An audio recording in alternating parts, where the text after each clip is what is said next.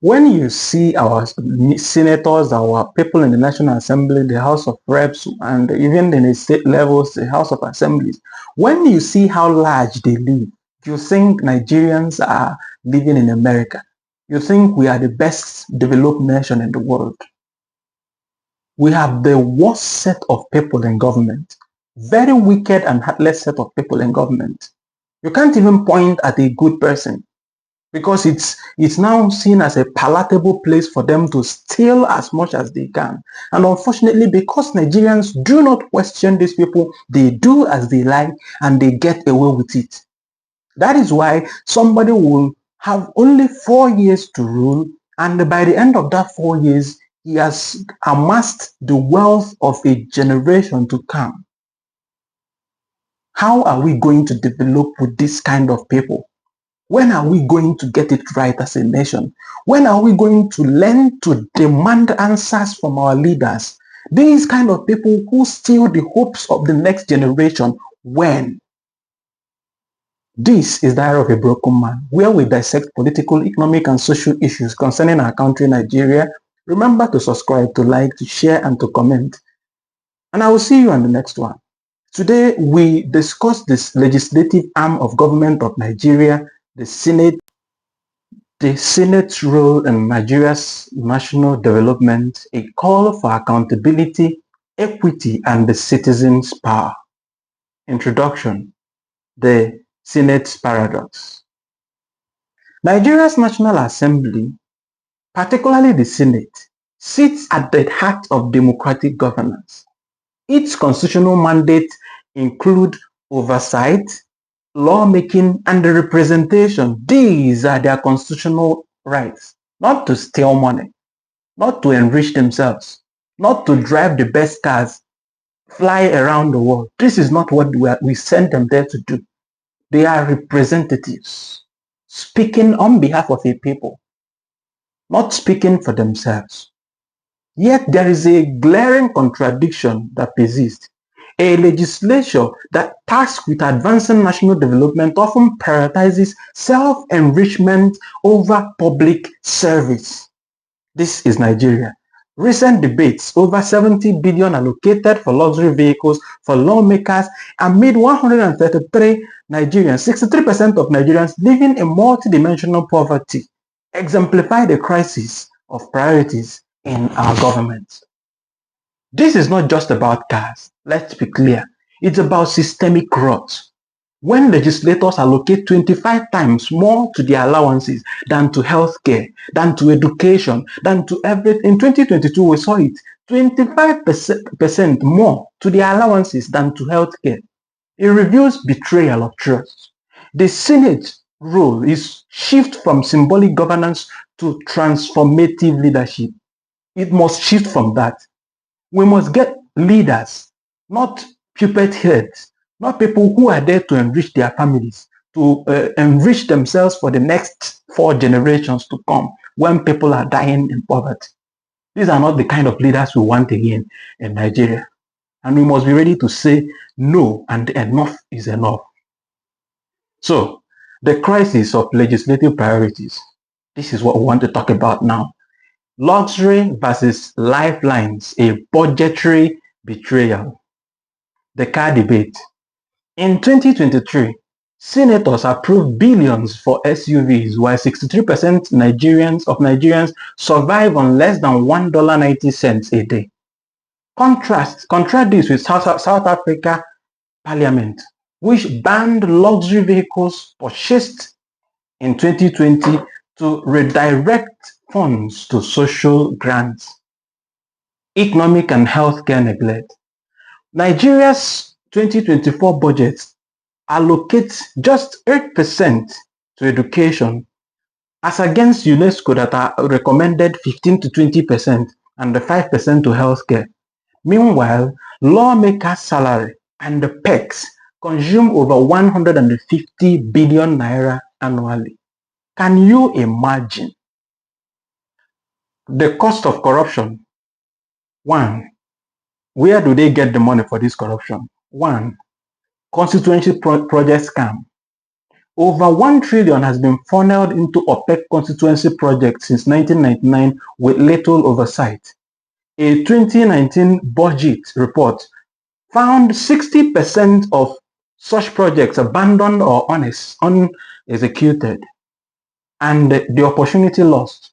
For the price of one senator's SUV, that is 160 million naira, as they signed, Nigerians could build rural health clinics or fund 400 small business grants for the price of one senator's SUV. Can you imagine the kind of insensitivity in these people?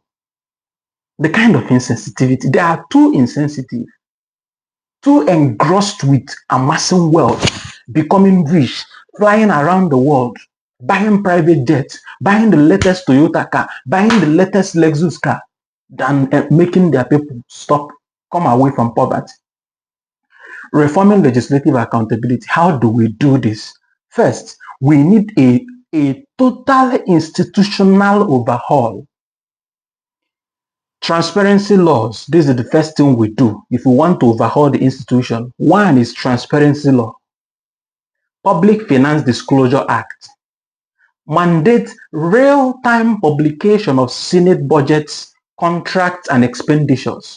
Follow Kenya's example where MP spending is tracked through an online portal.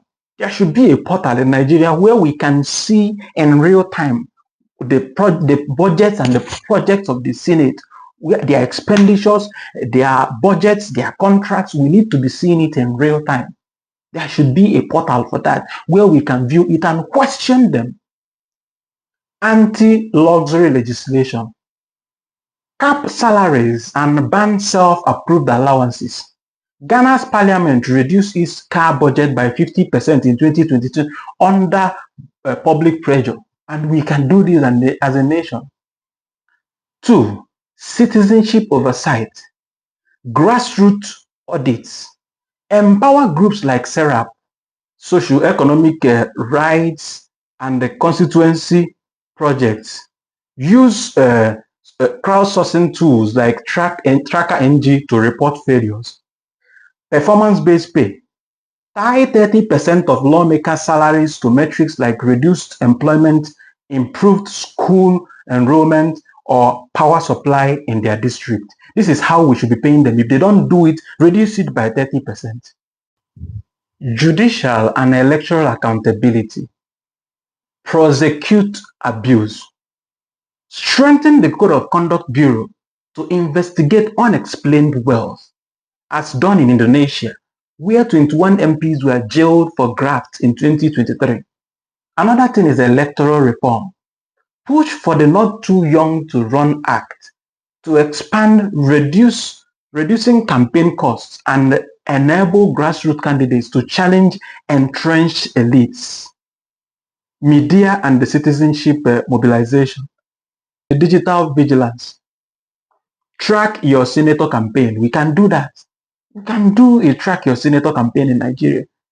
Each senator, each person in every constituency can at least see what his senator is doing and question them, because we can't send them to represent us there and we just leave them to be doing as they like. When some of them, even to do culverts, they will need 100 cameras to show that they are doing small culverts.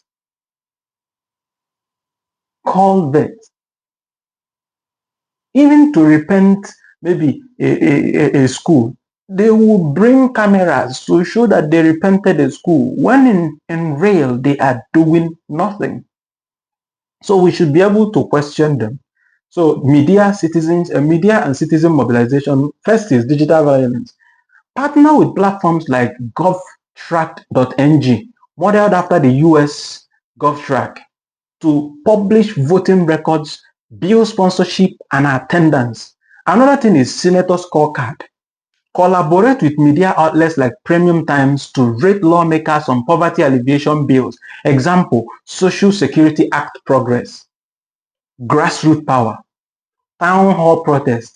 Organize quarterly town halls where senators face constituents like Uganda's MP Accountability Forum. live stream events to shame absentee lawmakers, social media courts, use platforms like Twitter Spaces to interrogate senators' decisions. In 2021, Kenya's activists used hashtags like Stop MP Greed to force a pay cut for their senators. Conclusion: rewriting senators' legacy or Senate legacy. The Senate's current trajectory is unsustainable, and we know that. We are just fueling an unsustainable system in Nigeria. Nigeria cannot develop if its leaders confuse privilege with service. But history shows change is possible. In 2007, Brazil's clean record law barred corrupt politicians from office, revolutionizing accountability. In fact, it seems as if the worst of us in Nigeria are in government. In fact, it's as if before you enter that government, you must have more than enough criminal records to be able to get in there.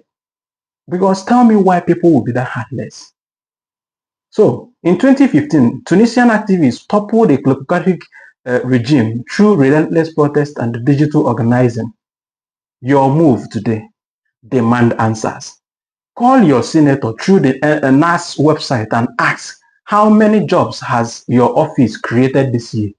Join a coalition, align with the EAI, enough is enough, to amplify pressure, and vote wisely. Stop collecting peanuts. Stop collecting packets of Indomie, wrapper, and all those rubbish to vote for people you know are not competent enough to represent you. Stop collecting money. That money will not feed you for the next 4 years. Be wise. Be wise. Support candidates who publish asset declaration and reject luxury perks. The Senate's role isn't to rule, it's to serve. Let us reclaim it as Nigerians. And we can do this.